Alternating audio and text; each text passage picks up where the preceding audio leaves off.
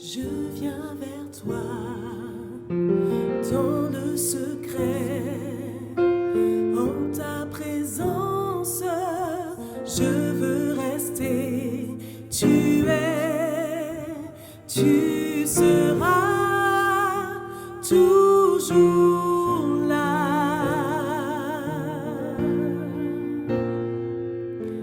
Tout contre toi, près de ton cœur, je peux entendre ta voix, Seigneur. Tu seras toujours là. Ébloui devant toi,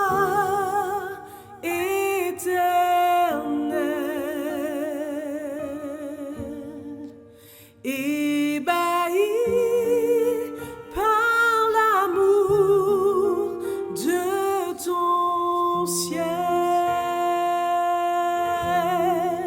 Je suis là à tes pieds, je viens t'adorer, je désire habiter toi.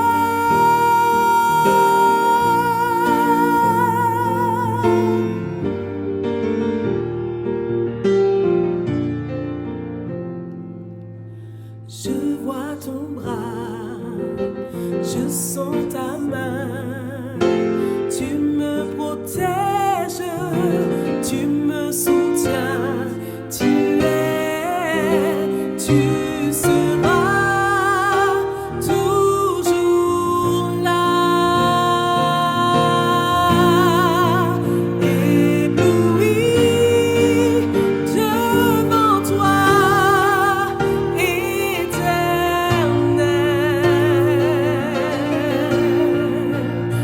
ébahi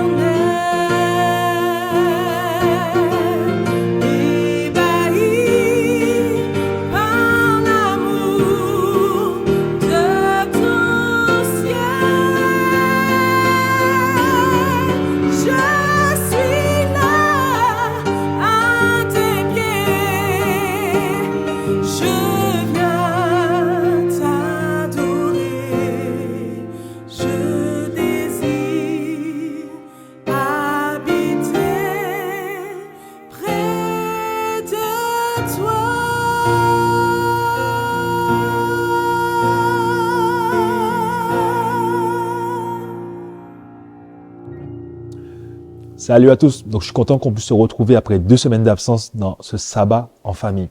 Et qui dit sabbat dit repos. Et on le voit très souvent. Les gens me disent souvent, mais finalement, pourquoi tu te reposes le samedi? Et une question que des fois on m'a même posée, mais Jésus n'a-t-il pas aboli le jour du repos? Et pour pouvoir répondre à cette question, on va prendre le temps de pouvoir écouter une interview du pasteur Paul Scalier. Et réellement, prenez le temps de prendre cette information. Parce que ce sabbat que nous avons toutes les semaines, c'est important de comprendre le message que Jésus a pu faire passer par rapport à celui-ci. Bon sabbat et bonne écoute.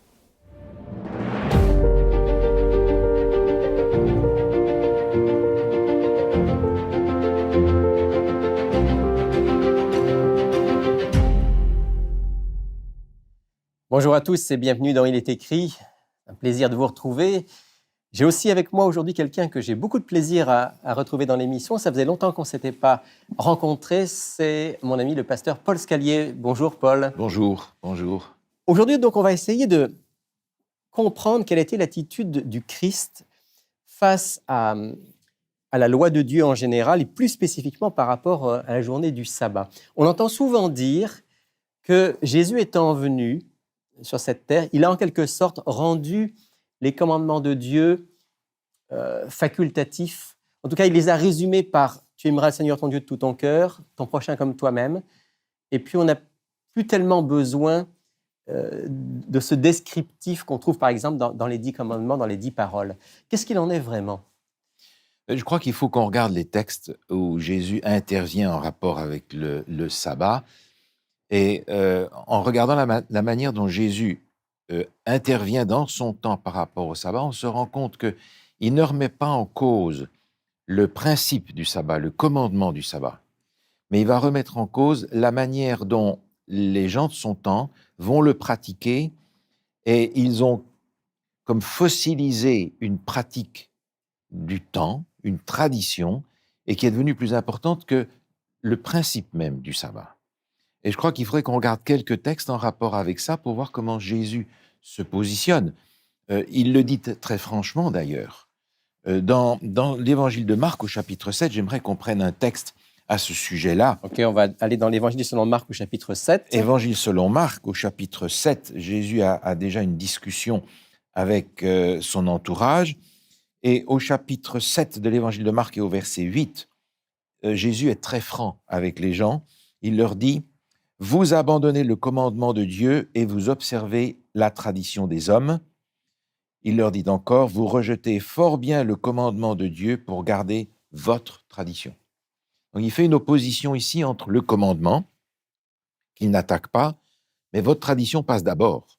Autrement dit, l'habitude qui s'est établie dans le temps de faire les choses d'une certaine manière et dont on ne peut pas se démarquer sans enfreindre le commandement. C'est ce que Jésus condamne finalement. Dans le contexte ici, il ne parle pas directement du sabbat, mais c'est le même principe parce que juste après, il parle du 5e commandement, honore ton père et ta mère. Ton père et ta mère. On voit qu'ici, Jésus considère le commandement de Dieu comme la norme, la référence. La tradition, par contre, là, il va prendre ses distances. D'ailleurs, le 5e commandement est associé au 4e. Ce sont les créateurs humains, juste après le créateur divin. Donc le 4e et le 5e, qui sont les 2 tables de la loi, sont liés étroitement l'un à l'autre. Et Jésus les considère comme pleinement valables pour lui comme pour l'humanité. Exactement. Mais il remet en cause la façon dont ils vont appliquer ça. Est-ce qu'on peut voir encore un ou deux textes où Jésus montre bien que justement les commandements de Dieu sont importants pour lui et pour nous tous? Oui, je pense à un texte en particulier dans l'évangile de Jean. Et j'aimerais qu'on regarde ce passage dans l'évangile de Jean au chapitre 7. Ok. Évangile de Jean, chapitre 7, au verset 23 et 24. Évangile de Jean, chapitre 7, 23 et 24. versets 23 et 24. Le verset 23 dit ceci: si un homme reçoit la circoncision le jour du sabbat, afin que la loi de Moïse ne soit pas violée, pourquoi vous irritez-vous contre moi de ce que j'ai guéri un homme tout entier le jour du sabbat? Ne jugez pas selon l'apparence, mais jugez selon la justice. Donc il prend ici la pratique de la circoncision, et il va leur dire: mais vous pratiquez la circoncision pour observer la loi, et moi je guéris quelqu'un le jour du sabbat et vous protestez. Où est le problème? Et il va mettre en opposition ces deux choses et on va retrouver dans le Nouveau Testament une distinction avec ça. L'apôtre Paul va reprendre ces éléments-là. On peut lire ça? Alors on peut lire ce texte, c'est dans la première épître aux Corinthiens, au chapitre 7.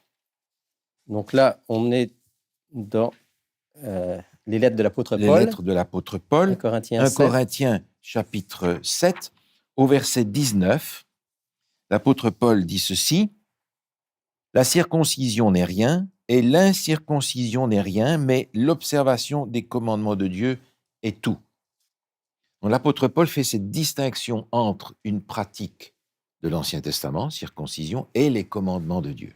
Donc, la circoncision, c'était aussi un commandement de Dieu.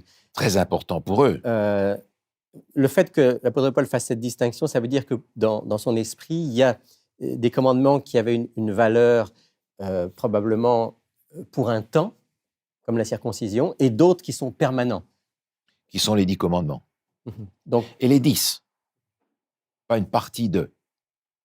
Donc il y a une distinction à faire entre le commandement de Dieu et la manière dont les Juifs vont le pratiquer dans ce temps-là et qui n'est pas normatif. Et Jésus s'attaque à cette nouvelle norme qu'ils ont, eux, instituée, en leur disant, il faut que vous reveniez au principe de ce qu'est fondamentalement le commandement du sabbat. donc fondamentalement, Paul, que ce soit Jésus ou que ce soit l'apôtre Paul ici, ni l'un ni l'autre ne remettent en question l'importance des commandements de Dieu, y compris donc du jour du sabbat qui fait partie du décalogue.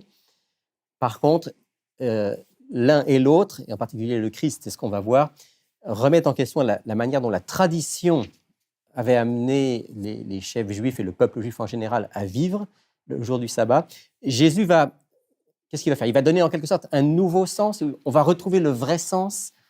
Mais ce que la tradition a fait en réalité dans la pratique que les Juifs ont développée au travers du temps, c'est de déplacer le centre de l'observation du sabbat en fonction de leur conception du salut par les œuvres. Il y a des choses à faire, des choses à pas faire. Et si tu les fais, ça va. Si tu fais les mauvaises choses, tu es condamné. Jésus va redéplacer ce centre dans le cadre du salut par la foi et par conséquent de la relation qui doit s'établir entre Dieu et les hommes. Et le sens du sabbat se trouve là.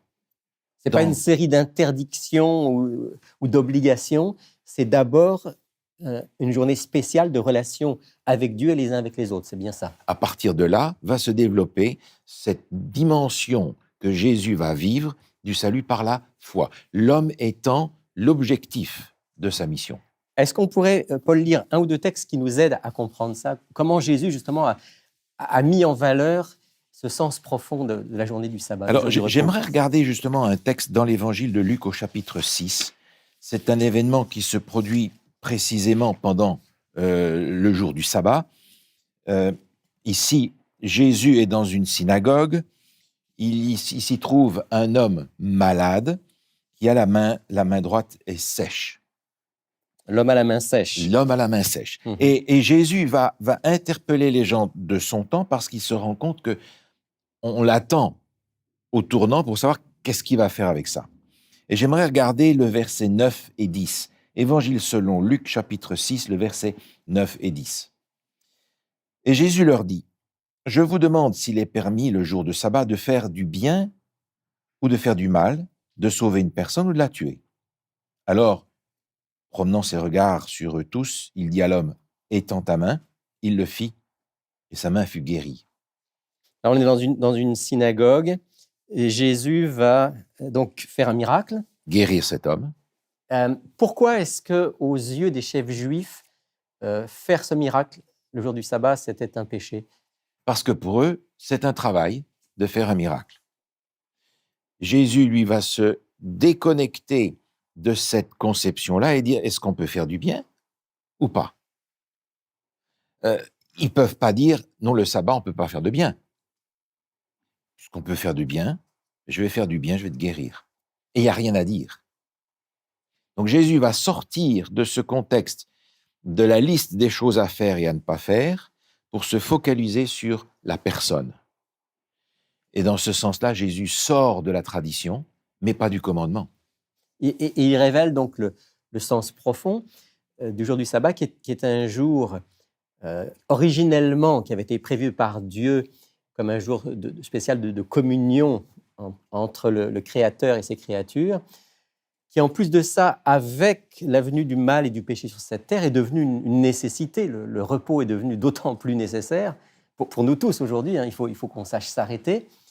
Et puis un jour alors de libération en quelque sorte. Parce que pour cet homme qui avait la main sèche, c'était une journée extraordinaire, cette journée de sabbat. Le sabbat, c'est un jour de délivrance. Il est symbole de la délivrance du péché dans la relation avec Dieu. Jésus a dit, si vous m'aimez, gardez mes commandements. Par conséquent, la notion d'amour et d'observation des commandements, ce sont deux notions qui sont inséparables. Et Jésus, qui a parfaitement rempli ce rôle de l'amour divin, a aussi rempli parfaitement l'observation des commandements, dans le sens où Dieu les a conçus. Et Jésus, à travers cela, montre aussi qu'il est celui qui vraiment révèle le sens du sabbat. Il est en quelque sorte le centre lui-même. La norme. Sabbat. La norme. Il en est aussi le créateur. Parce que le sabbat, évidemment, on ne peut pas faire référence au sabbat sans remonter à la création. Oui, d'ailleurs, la première mention du jour, du 7e jour, c'est dans le récit de la Genèse. Oui. Donc, si Jésus est lui-même le créateur du sabbat, il va par conséquent en être aussi le gestionnaire, celui qui va en délimiter le contour, le sens. On peut regarder ce texte aussi dans l'évangile de Marc, oui, un texte que l'on connaît bien, dans l'évangile de Marc au chapitre 2. Marc chapitre 2. Marc chapitre 2, c'est aussi un événement qui se passe pendant le jour du sabbat, où les disciples passent dans un champ, ils vont froisser du blé dans leurs mains pour manger quelques grains, comme on a tous fait quand on se promène. Et les Juifs vont dire, ah non, ça ne marche pas parce qu'ils ont moissonné. On ne peut pas moissonner le jour du sabbat. Alors, c'est ça. Dans la conception des pharisiens à l'époque, le fait simplement de se promener dans un champ, de ramasser quelques épis, de les froisser et de les mettre à la bouche, on avait transgressé 2 ou 3 fois le sabbat. Ah oui, parce qu'on a moissonné. Ouais. On ne va pas moissonner le jour du sabbat. Et Jésus va réagir à cette situation en prenant des éléments de l'Ancien Testament, en parlant de David, par exemple, qui a mangé les pains de proposition qui n'étaient réservés aux sacrificateurs. Il va faire référence au travail des sacrificateurs qui enfreignent le sabbat dans leur service chaque semaine. Et il va finir par dire au verset 27, « Puis il leur dit, le sabbat a été fait pour l'homme, et non l'homme pour le sabbat, de sorte que le Fils de l'homme est maître même du sabbat. » Paul, si on peut un tout petit peu décortiquer ces 2 versets, parce qu'il y a beaucoup dans ces 2 versets, Jésus dit d'abord, le sabbat a été fait pour l'homme et non l'homme pour le sabbat. Qu'est-ce qu'il veut dire exactement? Alors, je retrouve dans cette formule ce que je mentionnais tout à l'heure, c'est que Jésus sort l'observation du sabbat du contexte salut par les œuvres. Le sabbat, eh bien, il va falloir l'observer en faisant ça. Et en ne faisant pas... Et pas ça. Et il va le remettre dans l'autre sens. Le sabbat, en réalité, est au service de l'homme. C'est l'homme qui est au centre. C'est pour le bien de l'être humain qu'il a été... D'ailleurs, quand on parle de la création, le sabbat vient immédiatement après la création de l'homme pour établir cette relation entre la créature et le créateur. Et la première journée, que l'être humain va vivre, ce sera cette journée. C'est un jour de repos. Jour. Alors, pas repos dodo, bien entendu, mais repos, relation entre la créature qui est là toute neuve et son créateur qu'il a besoin de découvrir. C'est ça que Jésus veut dire quand il dit le sabbat a été fait pour l'homme. En fait, encore aujourd'hui, Paul, Dieu voudrait qu'on vive cette journée-là comme un cadeau. Il faut que ça soit dans la relation avec Dieu que l'on puisse recevoir le sabbat, la fameuse délivrance dont on parlait tout à l'heure. La délivrance du péché, la délivrance de la culpabilité, la délivrance de tous les soucis qui nous accablent dans le contact avec Dieu. C'est là qu'on va déchargez-vous sur lui de tous vos soucis, car lui-même prend soin de vous. Comment est-ce qu'il prend soin de nous? Dans la relation avec lui. Et on court toute la semaine. On a bien entendu un moment chaque jour pour entretenir cette relation nécessaire. Mais le sabbat, elle prend une dimension beaucoup plus large, dans une journée entière, 24 heures qui sont dédiées. consacrée à une relation avec Dieu au travers de sa parole, au travers de la communauté religieuse à laquelle on appartient. Et Jésus nous dit, ça, c'est la raison pour laquelle le sabbat a été institué. Et il vient en quelque sorte ici confirmer l'importance. Et puis alors il dit, de sorte que le Fils de l'homme est maître même du sabbat. Ça, c'était interprété de manière assez différente parfois. Qu'est-ce que Jésus veut dire exactement? Ben, la manière curieuse de l'interpréter auquel vous faisiez allusion tout à l'heure, c'est de dire Jésus est maître du sabbat, il peut en faire ce qu'il veut. Et par conséquent, il est venu là changer les règles du sabbat.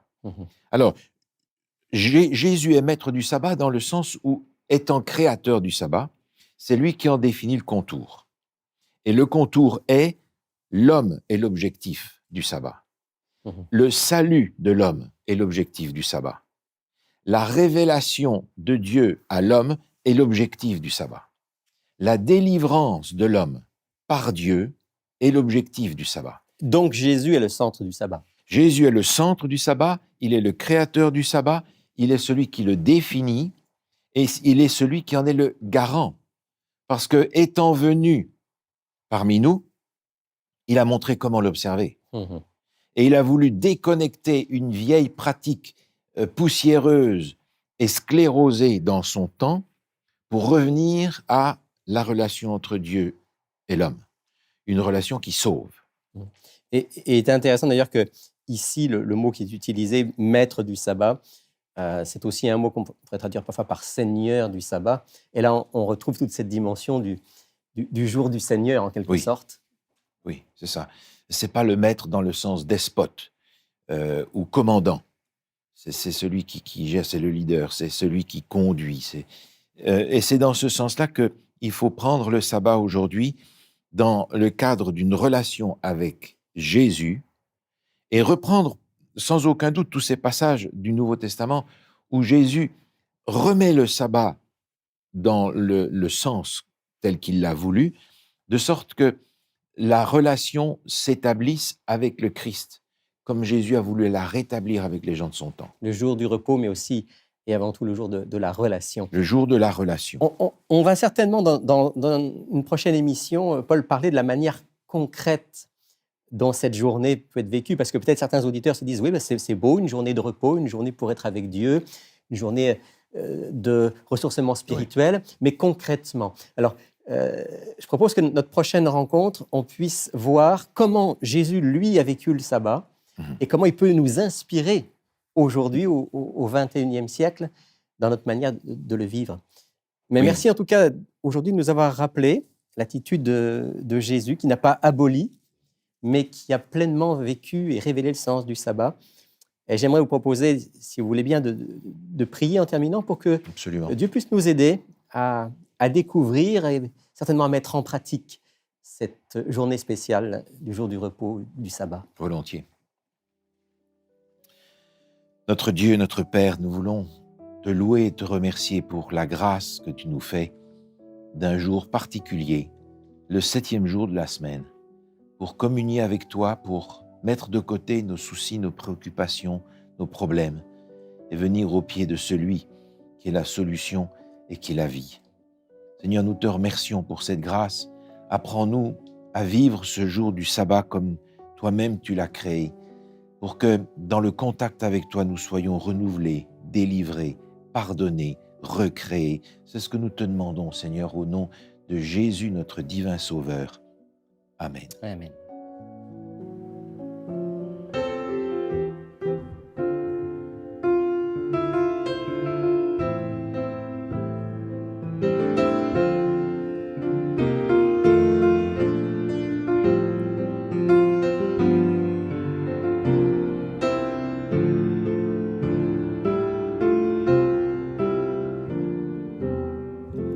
Lord, I come to you.